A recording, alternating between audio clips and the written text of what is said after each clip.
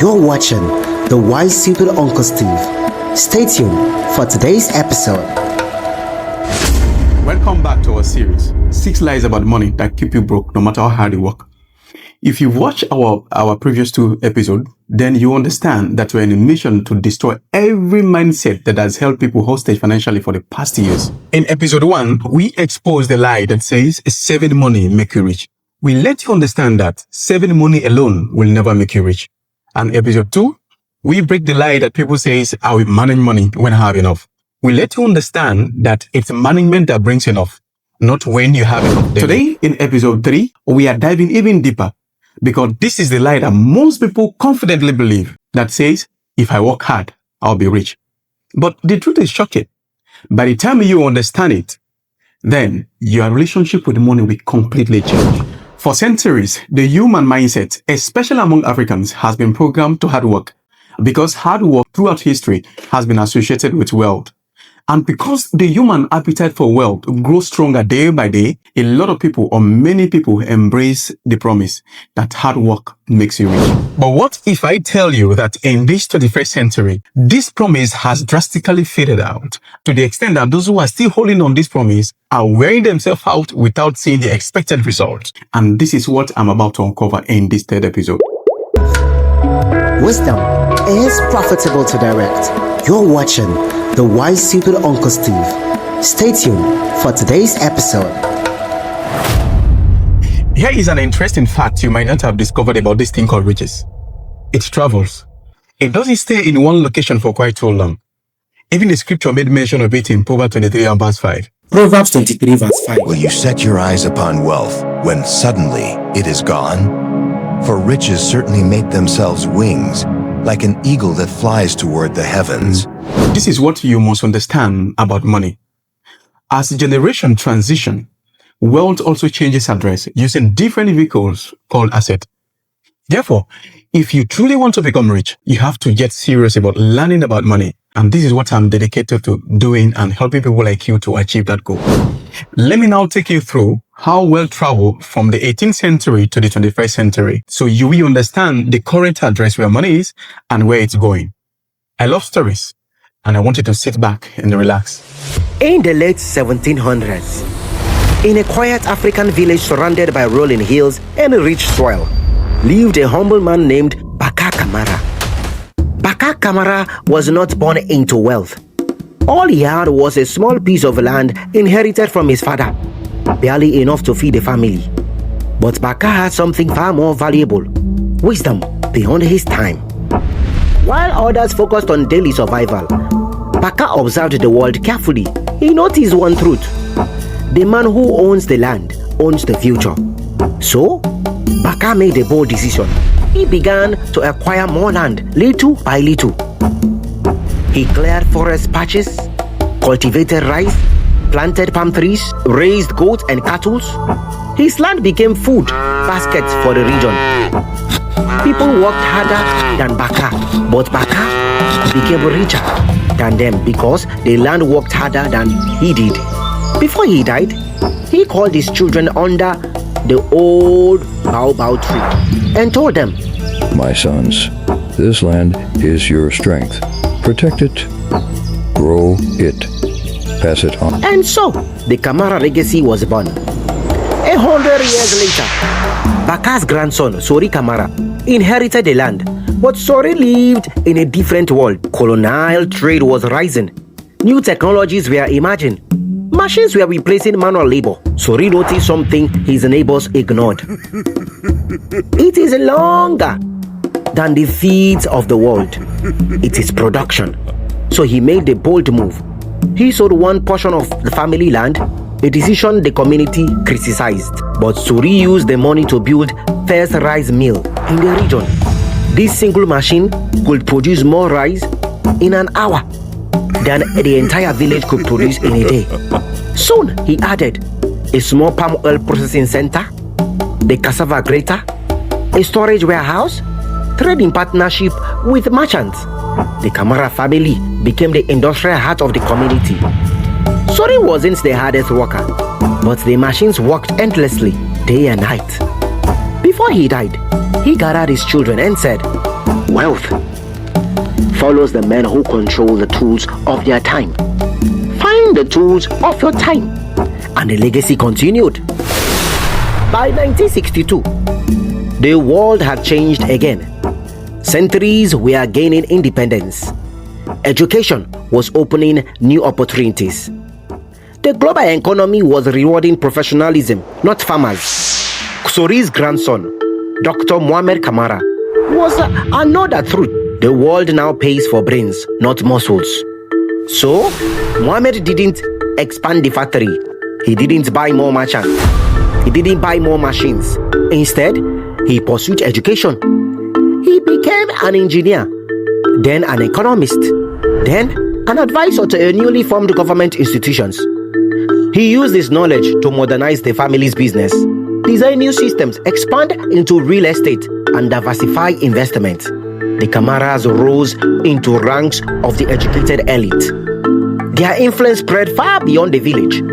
They became a respectable family across the region.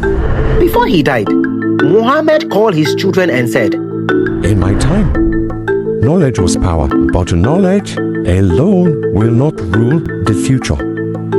Stay open. The world will shift again." He didn't know how right he was. Today, the world has evolved once again, and a new heir to the Kamara legacy is Amadou Kamara. Amadou Kamara is living in the most explosive age of opportunity ever seen. He looked at the old family land, still there. He looked at the factory, still standing. He looked at the degrees and certificates hanging on the wall. But he realized something profound. The world no longer rewards ownership or lands, factories, or even degrees. Today, the world rewards leverage. Amadou noticed something powerful. The richest people today are creators, innovators, tech entrepreneurs, digital investors, people using AI, people who build systems that run even when they sleep. So, Amadou chose a different path. He started a digital media company. He learned how to use AI to scale content production. He built online products that sell globally.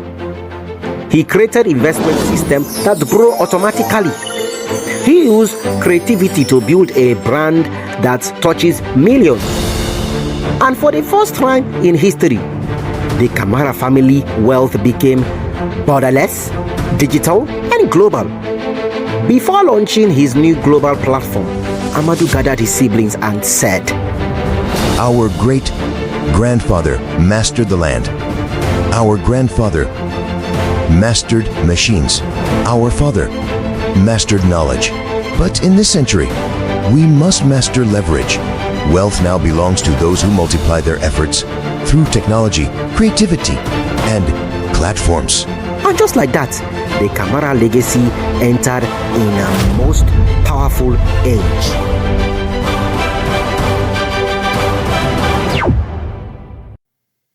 So, welcome back from our story. Now, let me take you through something very powerful. If you scan through history, you will find something very powerful.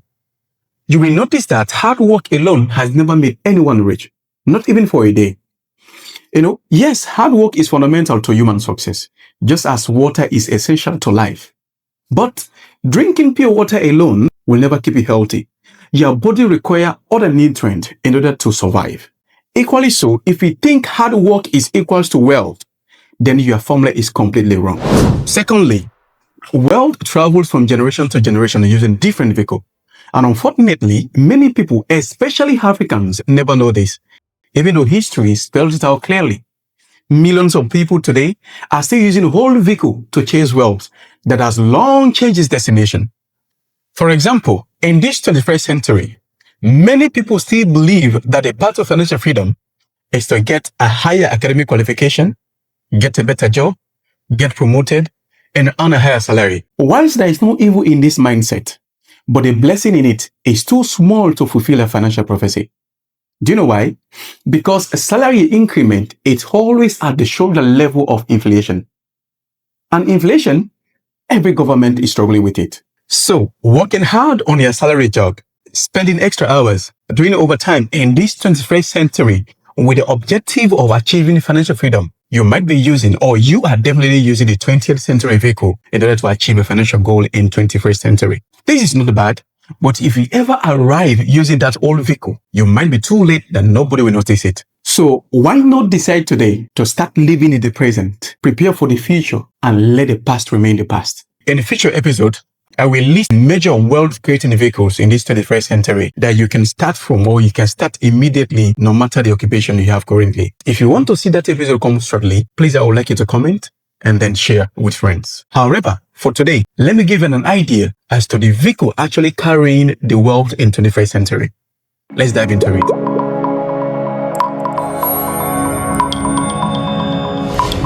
Today, wealth is being transported in a vehicle called creativity and leverage. But let's look at an example what happens when creativity meets leverage.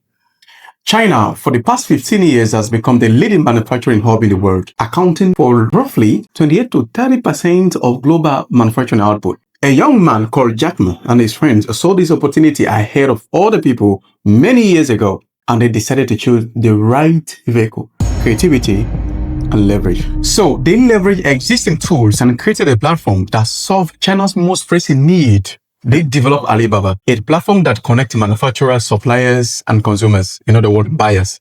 I've been doing business in China for many years now. I understand to some extent how their business ecosystem actually set up. These manufacturers, most of them have no digital skill. Neither do they speak any other language other than Chinese. So they will produce the product and enlist them on Alibaba. Graduates who have digital skills, even students, they will come together and register a business as a trading company, in other words, suppliers. And they will also come to Alibaba and register their companies on Alibaba. This is what happened. They will further go and meet those manufacturers and have an agreement with them so they can enlist their product on their pages on Alibaba. The rest of the world, like you and I, who are business people, will register our account on Alibaba as buyers. So all these three categories of people, they are on the same platform. But let me tell you the truth.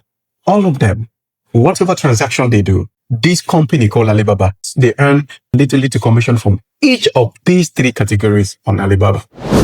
This is creativity. This is leverage. They leverage on the power, the skill, the industry, the money, the effort, the time of every single person that transacts any transaction on their platform. So in 2014, Jack Ma was enlisted or emerged as the richest man in China. But here's the point. There's a shocking point that I want to discuss with you.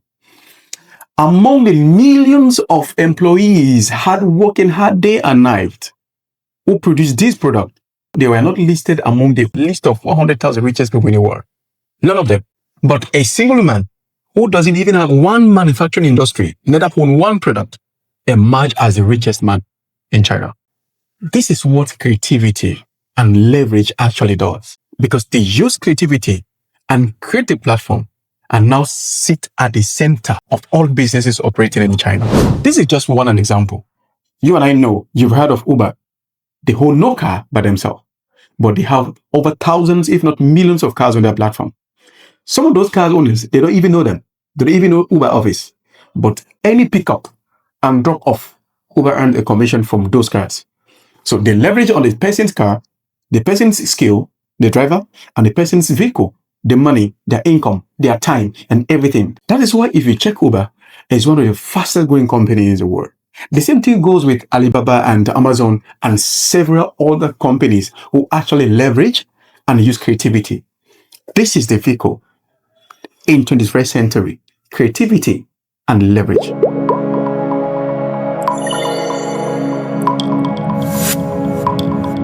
So this section, we are going to discuss three major ways that you can use creativity and leverage to start your journey into financial freedom today.